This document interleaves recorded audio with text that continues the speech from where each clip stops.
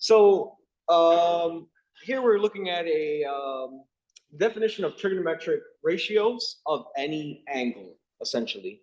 And it states that let theta be an angle drawn in standard positioning, where, if you remember, if an angle is being drawn on the Cartesian plane, right, the angle, the two sides of the angle, the initial side and the terminal side, the initial side is always located at the on the positive x-axis. The terminal side is wherever the angle is ending based on the revolution of that angle. Okay, so you have your two sides, initial and terminal. You're drawing it in standard positioning, and the vertex of your angles at the origin. Let P equals x comma y be a point on the terminal side of theta. So essentially, based on some point, the angle and your point, well, sorry, the terminal side of theta and your point P are going to intersect. Okay. If you look at the picture, I'll zoom in. You can see that if this is my point P here, point P and the terminal side of your angle are going to intersect. Then you can define the 6 trigonometric functions as follows. We say sine of theta is y over r, cosine of theta is x over r, where r is pretty much your hypotenuse of a right triangle, essentially. Tangent of theta is y over x, cosecant of theta is r over y, secant of theta is x over r, cotangent of theta is x over y. Okay? All right, that was all a mouthful. So essentially, I'm applying this definition here to the example that you asked earlier, right? So your example was the following. It said that the example that we're looking at is that if cosine of theta was equal to negative 12 over 13 and theta was in quadrant 2,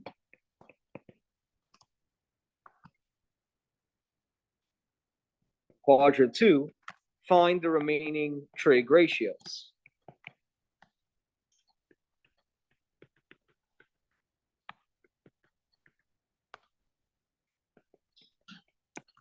All right, so the first thing is you begin with the trig function that's given to you, cosine.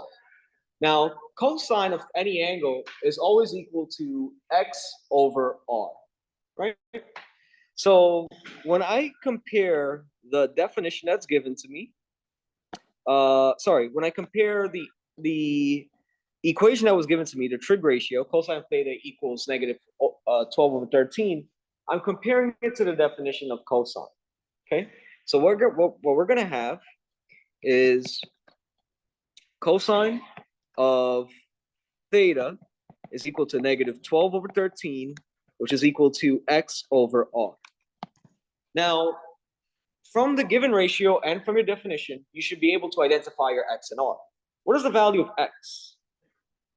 X is going to be negative 12, right? So in this example, we have x is equal to negative 12, and we're going to have r is now going to equal to 13. Now, if you're wondering why r is not negative 13, just look back at the definition. The value of r is given as the square root of x squared plus y squared. When you take the square root of the x squared plus y squared, that square root tells you, hey, I can only take the square root of positive values, or 0, right? So the value of r will always be greater than 0. Hence, it's always positive. Okay? All right, so now that you have your value of x, your value of r, you can essentially make a graph. You could actually draw this angle, label the two sides of somewhat of a right triangle, and then you find the missing side, right?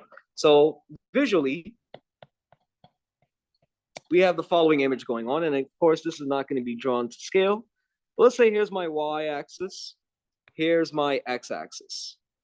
So when I'm in the, if I want to draw my angle, again, the vertex of my angle starts at the origin. The initial side of my angle begins on the positive x-axis, but the terminal side should end in quadrant 2. So quadrant 2, my bad, is located in the upper left, right? So let's say here, roughly speaking, is my terminal side. So this is my theta. Okay.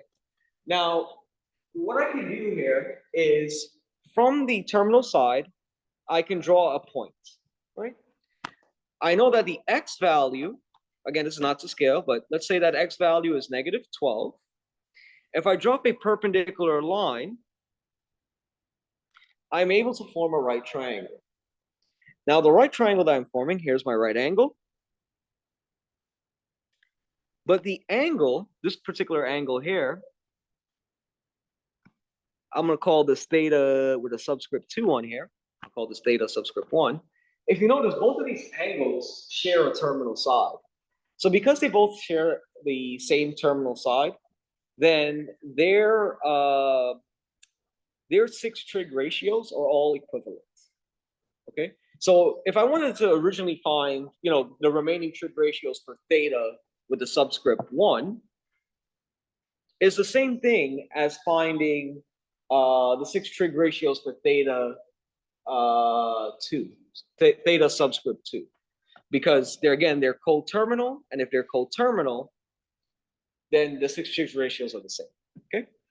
All right. So you can label your sides now. We know that this particular side, I usually just tell my students, hey, you know what? This is my diagonal. That's my hypotenuse. That's the value of r. We're going to have r is 13. X we know is given as negative 12. So the one side of the right triangle that's missing is the value of y. So how do I find the value of y? If I'm looking at a right triangle, do you know how to find the value of y? If you know the value of the two other sides. Yeah, what do I use?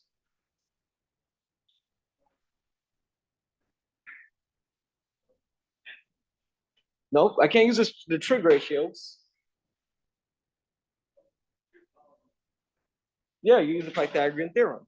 So we find the value of y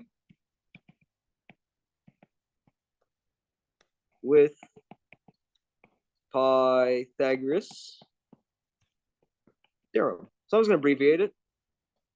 So you have your x squared plus y squared is equal to r squared. All right, so the value of x I know is negative 12. So this is negative 12 squared plus y squared is equal to 13 squared. All right, let's square these values. What's negative 12 squared? 144. What's 13 squared?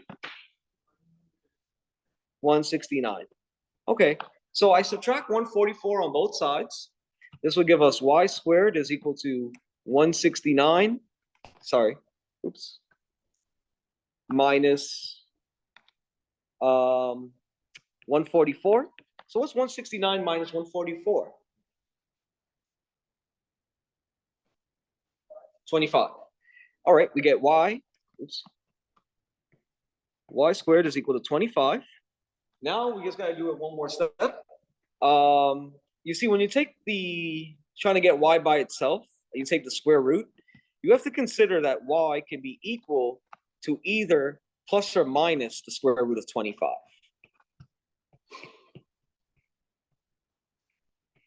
Now, what is the square root of 25? 5.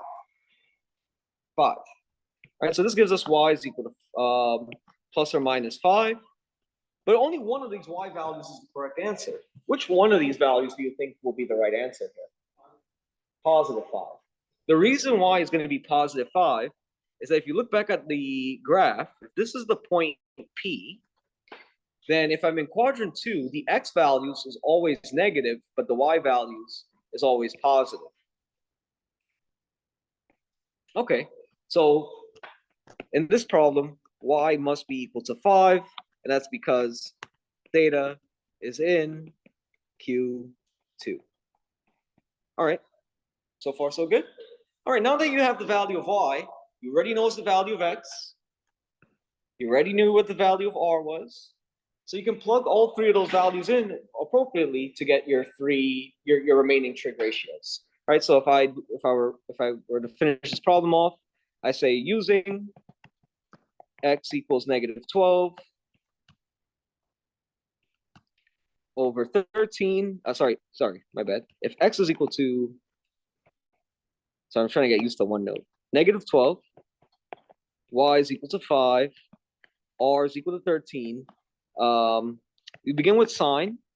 Sine theta will now be y over r, which is 5 over 13.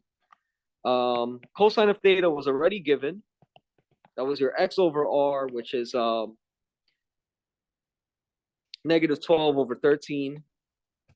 Tangent of theta is y over x. So that will be 5 over negative 12. So the negative sign you can pull out of the fraction. So you can write it as negative, followed by 5 over 12. And then you do the three reciprocals. So the reciprocal of sine is cosecant. So you just got to take the flip of sine. That's 13 over 5. For cosine, its reciprocal is secant. So this is 13 over negative 12. But again, that negative sign, you can pull it outside or on top. Doesn't matter.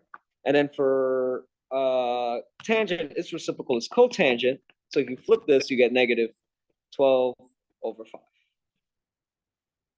Alrighty. And that's how you solve the problem you requested.